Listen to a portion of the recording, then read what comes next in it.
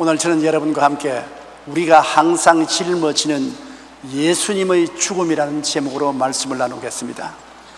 모든 생명체는 살기 위하여 먹어야 되는 것입니다. 오늘 또 여러분 아침을 드셨을 것입니다. 점심은 못 드시고 오신 분도 계실지 모르겠지만 또 저녁은 꼭 드실 것입니다. 특별히 하나님 명령이 있어서 금식을 안 하는 이상 사람들은 먹어야만 삽니다. 초식동물들은 풀을 먹고 육식동물들은 초식동물을 잡아먹고 삽니다. 그래서 삶의 에너지를 얻습니다. 약한 생명체를 강한 생명체가 잡아먹고 사는 것이 우리가 보기에는 좀 비극적인 것 같습니다만 죽음과 생명이 우리 주변에서 동시에 늘 일어나고 있는 것입니다. 그렇기 때문에 우리는 예수님이 왜 죽어야 하는지를 마음속에 깊이 생각해 보아야 될 것인 것입니다. 주님께서 최후의 만찬 때 제자들에게 당신이 왜 죽어야 하는지를 말씀하셨습니다. 요한복음 6장 53절로 58절에 예수께서 이르시되 내가 진실로 진실로 너희에게 이르노니 인자의 살을 먹지 아니하고 인자의 피를 마시지 아니하면 너희 속에 생명이 없느니라. 내 살을 먹고 내 피를 마시는 자는 영생을 가지고 마지막 날에 내가 그를 다시 살리리니 내 살은 참된 양식이요 내 피는 참된 음료로다. 내 살을 먹고 내 피를 마시는 자는 내 안에 거하고 나도 그 안에 거하나니 살아계신 아버지께서 나를 보내시며 내가 아버지로 말미암아 사는 것 같이 나를 먹는 그 사람도 나로 말미암아 살리라.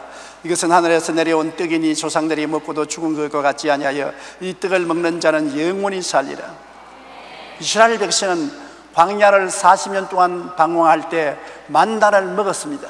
하늘에서 내려온 떡을 먹어야 되는 것입니다. 안 먹고는 못 삽니다. 근데 우리는 주님께서 주님의 살을 먹고 주님의 피를 마시라고 하는 것입니다. 제일 처음에 이 말을 들을 때 깜짝 놀랍니다. 우리가 식인종도 아닌데 예수님이 살을 먹고 피를 어떻게 마시느냐. 그러나 주님은 엄하게 말씀하십니다. 내 살을 먹고 내 피를 마시지 아니하면 너희 속에 생명이 없다. 우리가 음식을 먹지 아니하면 굶주려서 생명을 잃어버린 것입니다. 우리의 생명의 에너지는 음식을 먹음으로 오는 것입니다. 영적인 영생의 생명의 에너지는 예수님을 먹어서 힘을 얻는 것입니다. 예수님을 먹지 않고 종교를 먹어서 힘을 얻는 것은 아닙니다. 의식을 행함으로 힘을 얻는 것이 아닙니다. 우리는 매일같이 예수 그리스도를 믿음으로 먹고 마셔야만 우리가 삶을 가질 수가 있는 것입니다. 그러므로 우리 신앙인 정말 예수님의 살과 피를 먹고 마심으로 매일매일 살아간다는 심각한 내용을 알아야 되는 것입니다. 우리에게 살을 주고 피를 흘려 마시게 하기 위해서는 고난을 당하지 않고는 안 되는 것입니다. 예수님이 우리 구원하는 것은 무슨 수양이나 도덕을 통해서 구원시키는 것이 아닙니다. 직접 당신이 죽어서 살을 찢어주시고 피를 흘려주셔서 먹고 마시게 하심으로 구원을 얻게 되는 것입니다. 그러므로 예수님은 죄로 죽은 우리를 십자가에 걸머쥐고 매달렸었습니다. 십자가에서 우리 대신하여 몸을 찢고 피를 흘려 죽으셨던 것입니다. 그렇기 때문에 예수님의 피, 예수님의 살은 우리를 살리는 놀라운 능력이 그 속에 들어있는 것입니다. 로마서 5장 8절에 우리가 아직 죄인 되었을 때 그리스도께서 우리를 위하여 죽으심으로 하나님께서 우리에 대한 자기의 사랑을 확정했다고 말하는 것입니다. 독일의 문호 꿰데가 쓴 파우스트라는 책에서, 파우스트는 문학가이자 법학가이고 철학자이자 신학자였습니다. 그럼에도 그는 인생 문제에 부딪혀 마음에 심각한 고민을 한 끝에 도저히 살아갈 희망을 잃어버리고 자살하기로 작정을 했습니다. 그런데 부활절의 종소리가 나면서 내 문제로 내가 죽었고 너도 나와 함께 부활했다 하는 하나님의 음성을 들었습니다. 그 후 파우스트는 기쁨과 소망으로 새 삶을 시작했다고 말한 것입니다. 여러분, 예수님은 우리에게 새 삶을 주시기 위해 십자가에서 우리 옛사람을 걸머쥐고 찢어지고 피를 흘리시고 옛사람을 청산해버리고, 그리스도는 우리에게 새 생명을 주기 위해서 찢어진 살과 피를 먹고 마시도록 허락해 주신 것입니다. 그러므로 예수 그리스도를 먹음으로 우리는 새로운 삶을 얻게 되는 것입니다.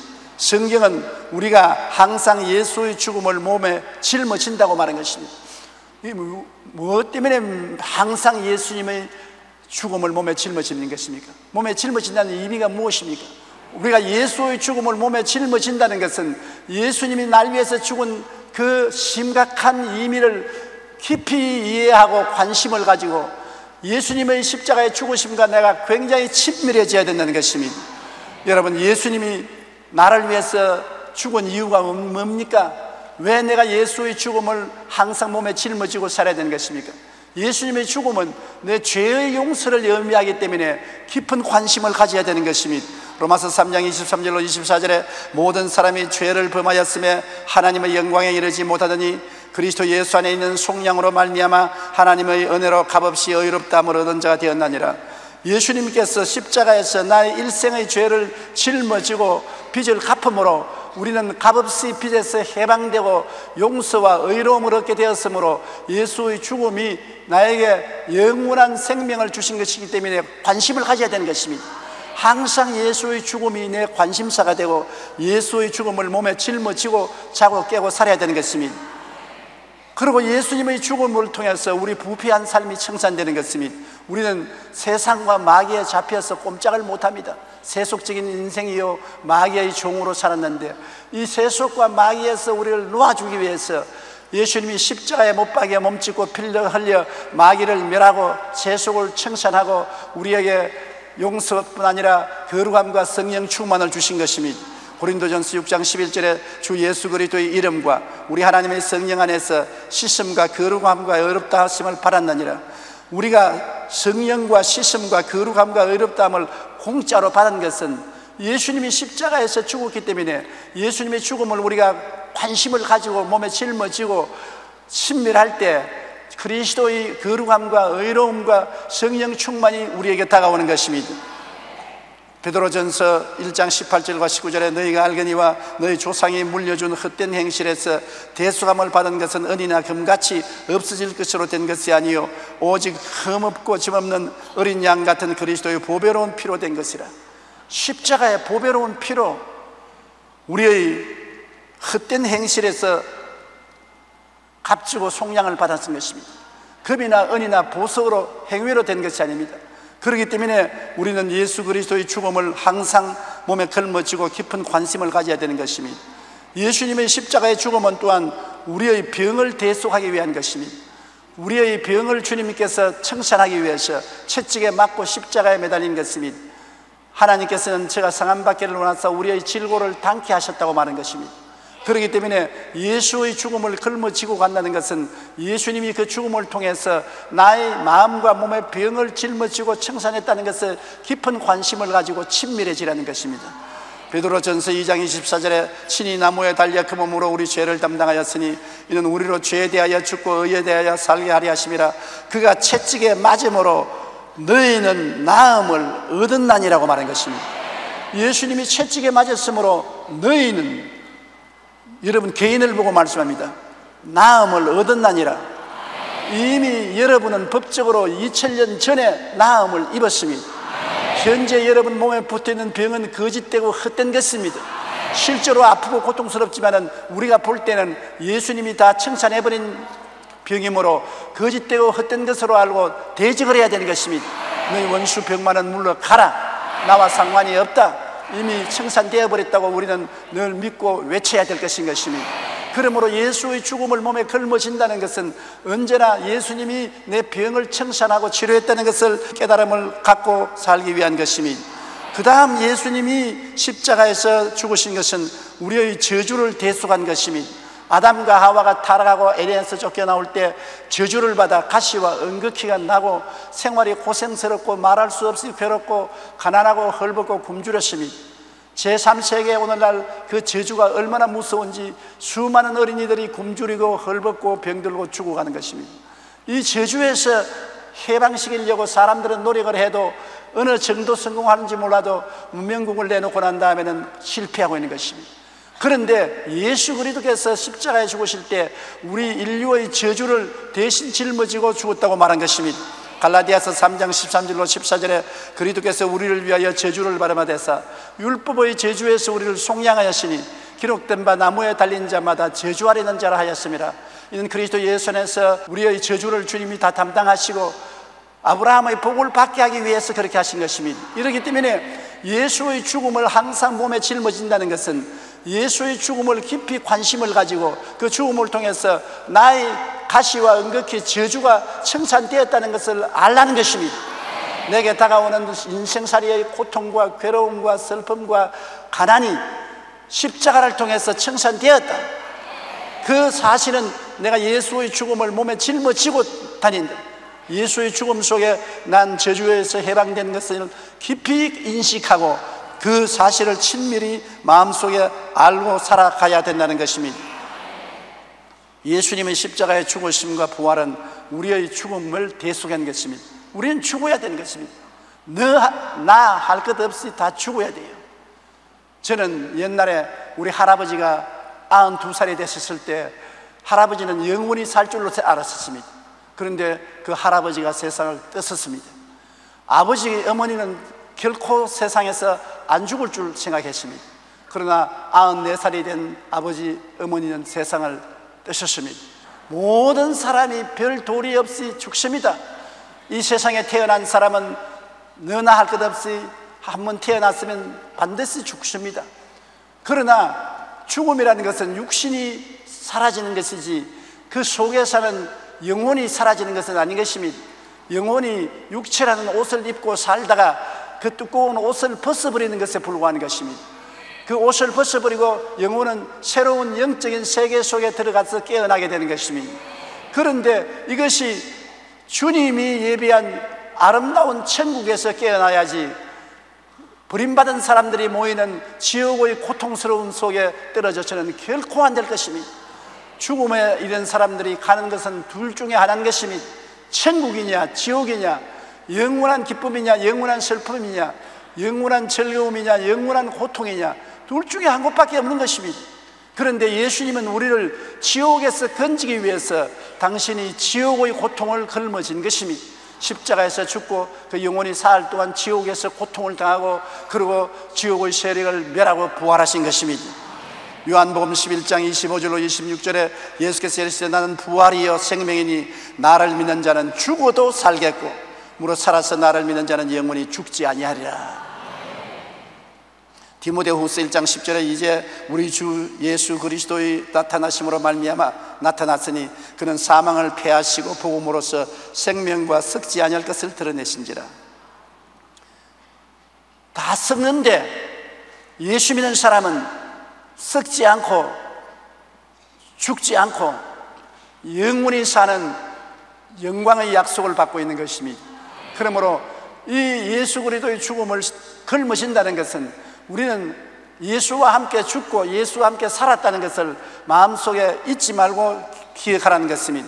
생명의 영양분을 얻기 위해서 우리는 언제나 예수의 죽음을 몸에 걸머져야 되는 것입니다. 예수의 죽음을 몸에 걸머지지 아니하면 그를 통해서 나타나는 용서와 의, 거룩함과 성령 충만, 치료, 저주에서 해방, 아브라함의 복, 영생 복락을 얻을 수가 없는 것입니다. 예수의 죽음을 통해서만이 얻을 수가 있는 것입니다. 예수 죽음을 통해서 용서도 받고 의로움을 얻고 거룩함을 얻고 치료를 받고 축복을 받고 영생 복락을 얻는 것이지, 예수님의 죽음 아니고는 그것을 얻지 못하므로 우리는 예수의 죽음을 항상 몸에 짊어지고 있어야 되는 것입니다. 잘 때도 예수의 죽음, 깰 때도 예수의 죽음, 먹을 때도 마실 때도 일할 때도 항상 예수의 죽음을 몸에 짊어지고 최고 관심을 가지고 마음에 친밀하게 지내야 되는 것입니다.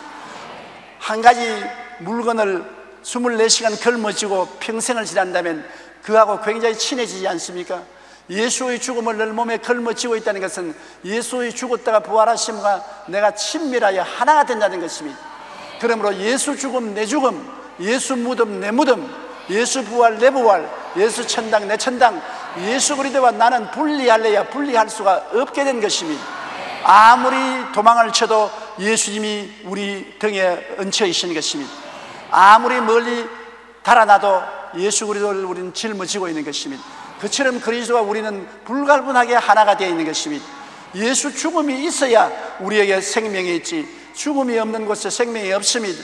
어떠한 공로를 세워도, 수양과 도덕을 닦아도, 연구를 해도 그것은 우리에게 생명을 주지는 못합니다. 날 위해서 십자가에 죽었다가 부활하신 예수님만이 생명이 되지 예수님 떠나서는 생명이 없습니다. 종교 좋지요. 철학 좋지요. 학문 좋지요. 수양과 도덕 좋지요. 훌륭하고 좋은 것입니다. 그러나 생명은 없습니다. 오직 생명은 날 위해서 죽었다가 부활하신 예수님을 내가 끌어안고 짊어지고 의지할 때 생명이 내 속에 일어나는 것입니다. 요한일서 5장 11절로 12절에 하나님이 우리에게 영생을 주신 것과 이 생명이 그의 아들 안에 있는 그것이니라. 아들이 있는 자에게는 생명이 있고 하나님의 아들이 없는 자에게는 생명이 없나니라. 예수님이 없는데 무슨 생명이 있어요? 예수님의 생명을 심지 않았는데 무슨 생명이 있어요? 아들이 있는 자에게는 생명이 있고 아들 예수가 없는 자에게는 생명이 없습니다. 평생 교회에 남아도 예수님을 내 구주로 모시지 않은 사람은 생명이 없습니다. 금식을 아무리 하고 철야를 아무리 하고 아무리 헌신해도 예수가 마음속에 없으면 생명이 없습니다.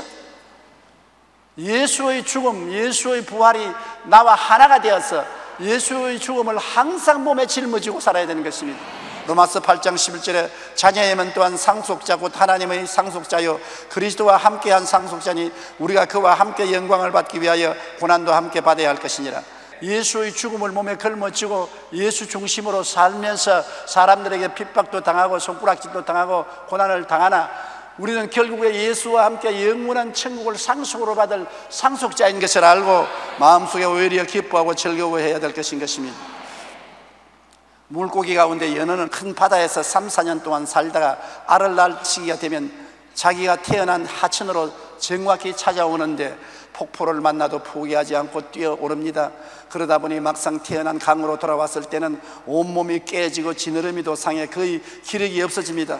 그러나 알을 낳기 위해서 연어는 강바닥에 가로 세로 1m 깊이 40cm 정도의 구멍을 또 팝니다. 그리고 2, 3회에 걸쳐 700개에서 7000개까지 알을 낳은 후 팠던 모래나 자갈로 그 자리를 덮어 놓습니다. 이처럼 자신의 모든 힘을 쏟아 알을 낳은 후에 연어는 그 자리에서 죽습니다.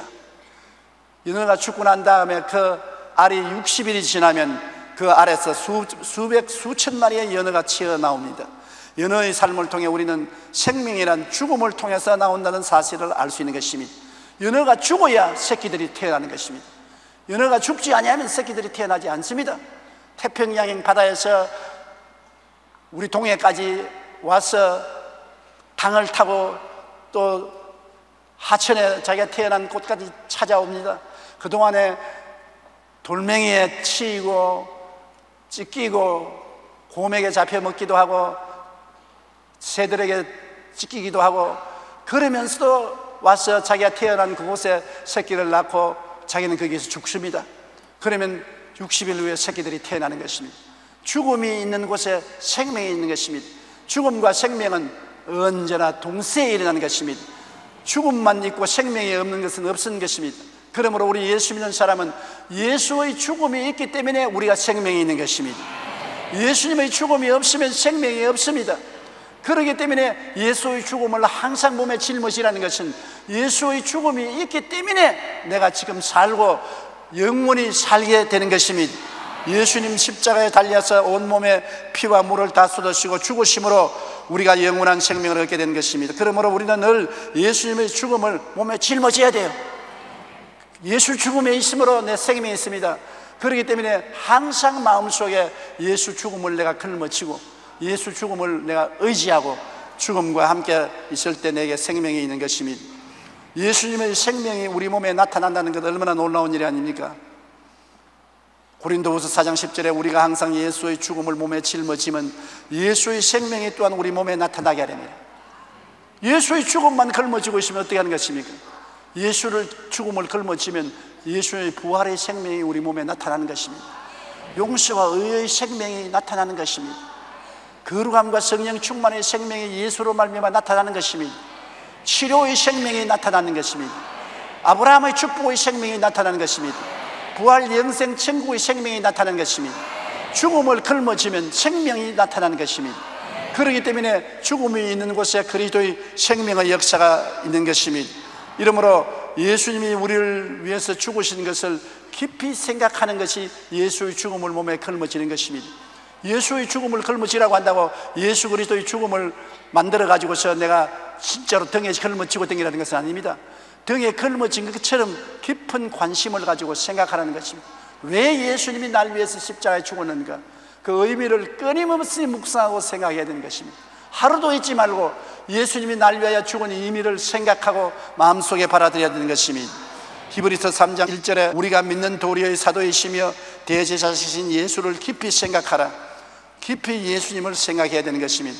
여러분, 옛날 로마의 사형 가운데 죄를 가장 크게 지은 사형수는 참으로 고통과 두려움으로 형벌을 받게 되는 것입니다. 그것은 이미 죽은 시체를 십자가에 매달아 놓고 그 시체와 눈은 눈대로, 코는 코대로, 입은 입대로, 몸은 몸대로 맞춰가지고 같이 매달아 놓은 것입니다. 세월이 흘러감으로 시체에서 썩은 물이 몸에 배어 들어와서 서서히 죽어가는 것입니다. 그러므로 바울 선생이 내가 그리스도와 함께 십자가에 못 박혔다는 말은 그 옛날 흉악한 죄수가 시체에 묶여서 시체와 더불어 같이 죽어가는 것을 마음속에 생각하고 기록했다고 생각되는 것입니다. 여러분, 고린도후서 4장 10절의 말씀, 우리가 항상 예수의 죽음을 몸에 짊어지면 예수의 생명 또한 우리의 몸에 나타나게 하십니다. 예수의 십자가의 죽음을 우리가 끌어안고 그리스도와 함께 늘 죽음을 생각하면 그리스도의 부활의 생명도 어찌할 수 없이 우리의 생활 속에 나타나게 되는 것입니다. 우리는 예수님이 죽으신 의미를 깊이 생각하여 예수님의 생명이 우리 몸에 나타나도록 해야 되는 것입니다. 오늘날 예수 그리스도의 죽음에 대한 설교를 하지 않고 죽음에 대한 의미를 깊이 생각하지 않은 사람은 생명이 없습니다. 부활의 생명이 없는 것입니다. 예수를 믿으면 생명이 있어야 돼요. 증거가 있어야 돼요. 하나님의 능력이 나타나야 돼요. 씨앗이 심어지면 열매를 맺어야 돼요. 우리에게 용서와 의로움이 있어야 되는 것입니다. 우리에게 성령 충만과 거룩함과 회개가 있어야 됩니다. 우리에게 치료와 건강이 와야만 되는 것입니다. 아브라함의 복과 형통이 와야만 되는 것입니다. 부활 영생 천국이 와야 되는 것입니다. 어디에서 오는 것입니까? 예수의 죽음에서 오는 것입니다. 그러므로 예수의 죽음을 끌어안아야 되는 것입니다. 우리 마음속에 늘 꿈꿀 것은 내가 예수의 죽음을 마음속에 모시고 걸머짐으로 내게 예수의 새로운 생명이 나타날 것을 꿈꾸어야 되는 것입니다. 마음에 상상해야 되는 것입니다. 여유 있는 시간에 헛된 생각하지 말고 예수 십자가를 통해서 내 마음속에 하나님의 새로운 생명이 넘쳐남을 바라보아야 되는 것입니다.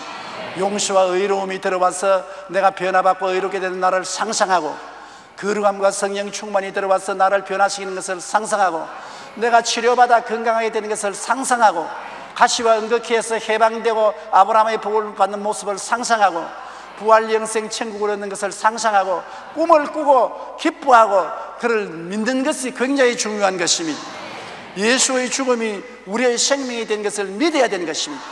우리가 마음속에 바라봄의 법칙으로 예수 죽음은 내 죽음이 되고 예수 부활 내 부활이 된 것을 늘 마음속에 바라보고 믿을 때 하나님께서는 하나님의 기적의 역사를 일으켜주는 것입니다. 골로새서 2장 12절에 너희가 침례로 그리스도와 함께 장사되고 또 죽은 자들 가운데서 그를 일으키신 하나님의 역사를 믿음으로 말미암아 그 안에서 함께 일으키심을 바라나니라. 그렇기 때문에 여러분은 예수 그리스도의 죽음을 항상 바라보고 죽음에 의지하고 예수님의 부활이 내 몸에 넘쳐나서 그리스도의 생명이 나를 채운다는 것을 마음속에 상상하고 믿어야 되는 것입니다. 그리고 늘 입으로 말해야 되는 것입니다. 예수 죽음 내 죽음, 예수 부활 내 부활, 예수 성천 내 성천, 예수 생명 내 생명, 늘 그렇게 말해야 되는 것입니다. 허드슨 테일러는 중국의 큰 지방마다 선교회를 설립하고 큰 희생과 겸손으로 복음을 전하며 중국 선교의 문을 열은 분인 것입니다. 처음에 그는 많은 어려움을 겪고 자신이 극심한 영적 피곤으로 고통당하는 것입니다. 자기는 죄인이고 무력하고 무능력해서 아무것도 할 수 없다는 고통 때문에 몹시 괴로워했습니다. 아무 힘도 없는 것을 알고 자기는 무능력해서 쓸데없는 인간이라고 생각하는 것입니다. 그런데 친구 메카티가 편지를 쓰는데 그 편지를 받고 난 다음에 이 테일러는 완전히 달라졌습니다. 그 친구 메카티가 쓴 편지 내용은 이 세상에 우리가 예수와 함께 죽었으면 예수와 함께 사는 것이다. 내 힘으로 사는 것이 아니다. 예수 이름으로 사는 것이다. 예수 죽음이 내 죽음이 되면 예수 부활도 내 부활이 되는 것이다. 부활한 예수님이 내 속에 계시고 내가 그 예수님을 바라보고 의지하면 내 힘으로 살지 않고 예수 힘으로 산다. 예수 힘으로 의롭게 살고, 예수 힘으로 거룩하게 살고, 예수 힘으로 건강하게 살고, 예수 힘으로 저주를 이기고 살고, 예수 힘으로 영생 천국을 누리게 된다. 나를 의지하지 말고 내 안에 계신 부활한 예수님을 바라보고 의지하고 믿고 살아라. 이것이 하드슨 테일러의 생애를 변화시켰습니다. 그날부터 그는 자기를 십자가에 못 박아버리고 예수님은 바라보고 내 속에 예수님이 나의 생명을 살아준다고 믿었습니다. 그 결과로 그는 굉장한 기도의 힘이 생기고 믿음이 생기고 활력이 생겨서 보통 사람이 할 수 없는 수많은 일을 중국에서 한 것입니다. 바울이 말한 것처럼 내가 그리스도와 함께 십자가에 못 박혔나니 이제 내가 사는 것은 내가 아니요 내 안에 그리스도께서 사신 것이라. 내가 이제 이 육체 가운데 사는 것은 나를 사랑하사 나를 위하여 목숨을 버리신 예수님을 믿는 믿음으로 산다. 그리스도가 죽었다가 부활하심으로 그가 여러분 속에 살아있다고 믿게 되시기를 주님 이름으로 축원합니다. 한번 따라 말씀하세요. 예수님께서 나와 함께 죽으시고 나와 함께 부활하셔서 내 안에 지금 사신다. 그러므로 예수님의 생명을 의지하면 새로운 힘이 생기는 것입니다. 많은 사람들이 텔레비를 보고 저에게 그런 말을 합니다. 조 목사님이 몸에 요사이 약하고 그래서 부흥회도 안 나가고 해외여행도 안 하고 선교도 안 한다 그러는데 텔레비에서 설교하는 거 보면 말같이 거짓말 아니냐 말이지. 말도 똑똑하고 기운차고 괜찮은데 왜 그런 거짓말을 하냐. 강단에서 일어섰을 때하고 강단에 내려갈 조용기는 다른 사람이다. 강단에 내려갔을 때는 조용기가 내 힘으로 살기 때문에 힘이 없고 지치고 피곤하고 능력이 없지만은 강단에 올라올 때는 내가 예수님을 의지하고 예수님을 바라보고 예수님 얻고 사는 것이므로 예수의 생명으로 설교한다. 저는 저희 스스로를 봐도 언제나 느끼는 것입니다. 내가 강단 밑에 내려갔을 때 얼마나 힘이 없고 지치고 피곤한데 강단에 올라가서 그리스도의 복음을 전할 때는 완전히 새 사람이 되어버리고 새로운 능력과 힘이 솟아나는 것을 느끼는 것입니다. 예수의 생명이 나타나기 때문인 것입니다. 예수의 죽음을 우리가 인지하면 예수의 생명도 우리 몸에 나타나서 역사하는 것입니다. 예수님의 죽음이 나의 생명의 영양분이 되신다고 생각하니 황송하지요. 내가 밥 먹듯이 예수님의 살을 먹고 물 마시듯이 예수님의 피를 마시고 산다니 이렇게 황송할 수가 어디 있습니까? 하나님이 사람이 되어 오셔서 날 위하여 그 살을 찢어 양식으로 주시고 피를 흘려 음료로 주셨으니 나는 감히 하나님의 아들의 살을 먹고 피를 마시고 살게 되었으니 얼마나 황송한 일인 것입니까? 성찬이란 뭡니까? 바로 예수님의 살을 먹고 피를 마시는 것을 상징적으로 보여주는 것입니다. 매일같이 그렇게 하는 것입니다. 매 시간마다 그렇게 하는 것입니다. 우리가 항상 예수의 죽음을 몸에 짊어지면 예수의 생명도 우리 몸에 나타나게 하려면 하는 것입니다. 항상 예수님의 몸을 먹고 항상 예수님의 피를 마시라는 것입니다. 그러면 항상 예수님의 생명이 우리 몸에 나타난다는 것입니다. 우리 믿음의 뿌리가 예수님의 죽음에 뻗어 있지 아니하면 우리에게 결코 생명이 없습니다. 예수 죽음 내 죽음, 예수 부활 내 부활, 예수 성천 내 성천, 예수 천국 내 천국. 우리 기독교 신자들은 우리가 예수님을 믿는 뿐 아니라 예수와 하나 된 것을 믿는 것입니다. 내가 그리스도와 하나가 된 것입니다. 예수님은 나와 같이 되어서 죄인이 되고 고통을 받고 우리 죄를 대신하여 십자가에 못 박혀 죽고 부활할 때는 자기와 같이 되기 위해서 부활한 것입니다. 부활한 예수님이 우리 속에 들어와서 우리와 같이 되어서 예수님의 의의가 나의 의의가 되고 예수님의 거룩함이 나의 거룩함이 되고 예수님의 치료가 나의 치료함이 되고 예수님의 축복이 내 축복이 되고 예수 천당이 내 천당이 된 것입니다. 예수가 우리와 같이 되기 위해서 오신 것은 예수님은 우리가 예수님처럼 되게 하려고 그렇게 하신 것입니다. 예수님이 우리에게 오신 것은 우리로 하여금 예수님이 계신 곳에 우리도 가서 있게 하기 위해서 그렇게 하는 것입니다. 그러므로 예수 믿는다는 것은 종교가 아닙니다. 철학이 아닙니다. 수양도 아니고 도덕도 아닌 것입니다. 예수가 우리처럼 되어서 우리를 대신하여 십자가에 죽었다가 부활하심으로 말미암아 우리도 예수님처럼 되게 하기 위한 것입니다. 예수님처럼 이제는 의롭게 되고 예수님처럼 거룩하게 되고 예수님처럼 건강하게 되고 예수님처럼 축복받게 되고 예수님처럼 천국 백성이 되어서 영혼이 잘됨같이 범사에 잘되며 강건하고 생명을 얻되 풍성하게 얻는 삶을 사는 여러분 되시기를 주님 이름으로 축원합니다. 우리 고개 숙여 기도드리겠습니다. 사랑하신 하나님 우리 아버지여, 우리가 예수의 죽음을 항상 몸에 짊어지면 예수의 생명도 우리 몸에 나타나기 위한 것입니다. 우리 위해서 죽은 예수님, 우리는 예수 위해서 살아나야 되는 것입니다. 죽음과 생명이 동시에 일어나는 것을 봅니다. 십자가에 죽으신 예수님은 그 죽음을 통해서 우리에게 생명을 주십니다. 우리의 생명의 씨앗이 된 예수님, 우리가 항상 몸에 짊어지게 도와주시옵시고 그리스도를 떠나서 존재하지 않게 도와주시옵소서. 예수님 이름으로 기도합니다. 아멘.